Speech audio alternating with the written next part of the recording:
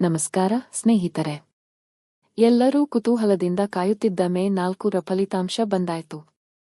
ಯಾರೂ ಊಹಿಸಿದ ರೀತಿಯಲ್ಲಿ ದಳಪತಿ ವಿಜಯ್ ಗೆದ್ದು ಆಯ್ತು. ಉಳಿದಿರುವುದೊಂದೇ. ಅವರೀಗ ತಮಿಳುನಾಡಿನ ಹೊಸ ಜನನಾಯಕನಾಗಿ ಸಿಎಂ ಪಟ್ಟದಲ್ಲಿ ಯಾವಾಗ ಕೂರುತ್ತಾರೆ ಎನ್ನುವುದು. ಕಾರಣ, ವಿಜಯ್ 111 ಸ್ಥಾನಗಳಲ್ಲಿ ಗೆದ್ದರೂ ಸರ್ಕಾರ ರಚಿಸೋಕೆ ಇನ್ನೂ 7 ಸೀಟುಗಳ ಬೆಂಬಲ ಬೇಕಾಗಿದೆ. ವಿಜಯ್ ಯಾರ ಬೆಂಬಲ ಪಡೆಯುತ್ತಾರೆ ಎನ್ನುವುದೇ ಸದ್ಯದ ಕುತೂಹಲ. ಇಷ್ಟು ದೊಡ್ಡ ಮಟ್ಟದಲ್ಲಿ ವಿಜಯ ಪತಾಕೆ ಹಾರಿಸಿದ ವಿಜಯ್ ಅವರ ಗೆಲುವನ್ನು ನೋಡಿ ಪ್ರಧಾನಿ ಮೋದಿಯವರೇ ಅಭಿನಂದಿಸಿರುವಾಗ 7 ಜನರ ಬೆಂಬಲ ಸಿಗುವುದು ಕಷ್ಟವಾಗದು ಎನ್ನುವುದು ಕೆಲವರ ಅಭಿಪ್ರಾಯ. ಏನೇ ಆದರೂ ಮೇ 4 ತಮಿಳುನಾಡಿನ ಪಾಲಿಗೆ ಒಂದು ಮರೆಯಲಾಗದ ದಿನ. ಮೇ 4 ತಮಿಳುನಾಡಿನ ರಾಜಕೀಯ ಚದುರಂಗದಾಟದಲ್ಲಿ ಒಂದು ಹೊಸ ಚರಿತ್ರೆ ಬರೆದ ದಿನ. ಅದೇ ರೀತಿ ಮೇ 4 ದಶಕಗಳಿಂದ ತಮಿಳುನಾಡನ್ನು ಆಳಿದ ಡಿಎಂಕೆ ಹಾಗೂ ಎಡಿಎಂಕೆ ಪಕ್ಷಗಳಿಗೆ ಆಘಾತ ತಂದ ದಿನ. ಜೊತೆಗೆ ನಟ, ನಿರ್ದೇಶಕ ಸೀಮಾನ್ ಅವರ ಎನ್ಟಿಕೆ ಪಕ್ಷದ ಪರಿಸ್ಥಿತಿ ಏನಾಯಿತು ಎನ್ನುವುದನ್ನು ಸಾಬೀತುಪಡಿಸಿದ ದಿನ. ಅಷ್ಟೇ ಅಲ್ಲ, ಬಹು ಮುಖ್ಯವಾಗಿ ಎಲ್ಲರ ಚಿತ್ತ ದಳಪತಿಯತ್ತ ಎನ್ನುವಂತೆ ಹೊಸದಾಗಿ ಟಿವಿಕೆ ಪಕ್ಷ ಹುಟ್ಟುಹಾಕಿದ ವಿಜಯ್ ಅವರ ಘನತೆ ಗೌರವದ ಜೊತೆ ಇವರ ರಾಜಕೀಯ ಭವಿಷ್ಯವನ್ನು ಬರೆದ ವಿಶೇಷವಾದ ದಿನವಾಗಿತ್ತು ಮೇ 4. ಈ ಬಾರಿ ತಮಿಳುನಾಡಿನ ಮತದಾರರ ಒಲವು ಯಾರಿಗೆ ದಕ್ಕಿತು ಎನ್ನುವುದನ್ನು ನಿಸ್ಸಂಕೋಚವಾಗಿ ಸಾರಿದ ದಿನ ಕೂಡ ಇದೇ ಮೇ 4. ಈ ಮೂಲಕ ತಮಿಳುನಾಡಿನ ಜನರ ಸಿನಿಮಾ ಪ್ರೀತಿ, ಸಿನಿಮಾ ಕಲಾವಿದರ ಬಗ್ಗೆ ಅವರಿಗೆ ಇರುವ ಅಭಿಮಾನ ಎಷ್ಟೊಂದು ಗಾಢವಾದದ್ದು, ಎಷ್ಟೊಂದು ತೀವ್ರವಾದದ್ದು ಎನ್ನುವುದು ಮತ್ತೊಂದು ಸಾರಿ ಸಾಬೀತಾಗಿದೆ. ಎಂ.ಜಿ. ಆರ್. ಜಯಲಲಿತಾ ಅವರ ತರಹ ಇನ್ಯಾವ ಕಲಾವಿದರೂ ರಾಜಕೀಯದಲ್ಲಿ ಗೆದ್ದು ಬರಲು ಸಾಧ್ಯವೇ ಇಲ್ಲ ಎನ್ನುವಂತಹ ವಾತಾವರಣದಲ್ಲಿ ಪುನಃ ಚರಿತ್ರೆ ರಿಪೀಟ್ ಆಗುವಂತೆ ಮಾಡಿದ್ದಾರೆ ದಳಪತಿ ವಿಜಯ್. ಡಿಎಂಕೆಯ ಭದ್ರಕೋಟೆಯನ್ನು ಯಾರೂ ಛಿದ್ರ ಮಾಡಲು ಸಾಧ್ಯವೇ ಇಲ್ಲ ಎಂದುಕೊಂಡಿದ್ದವರೆಲ್ಲ ದಿಗ್ಭ್ರಮೆಗೊಳ್ಳುವಂತೆ ಮಾಡಿದ್ದಾರೆ ವಿಜಯ್.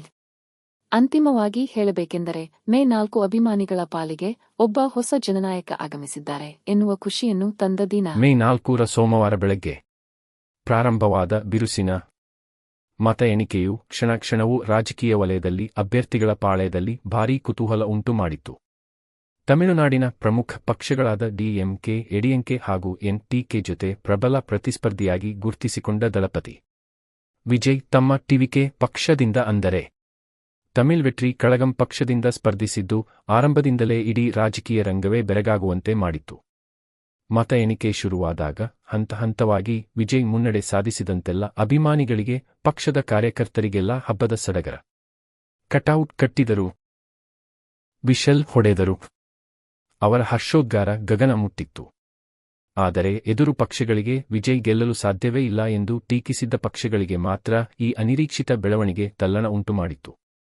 ಇಲ್ಲಿ ಅನುಭವ ಮುಖ್ಯವಾಗಲಿಲ್ಲ, ಜನಪ್ರಿಯತೆ ಮುಖ್ಯವಾಗಿತ್ತು. ಜನ ಬೆಂಬಲ ಮಹತ್ತರವಾದ ಪಾತ್ರ ವಹಿಸಿತ್ತು.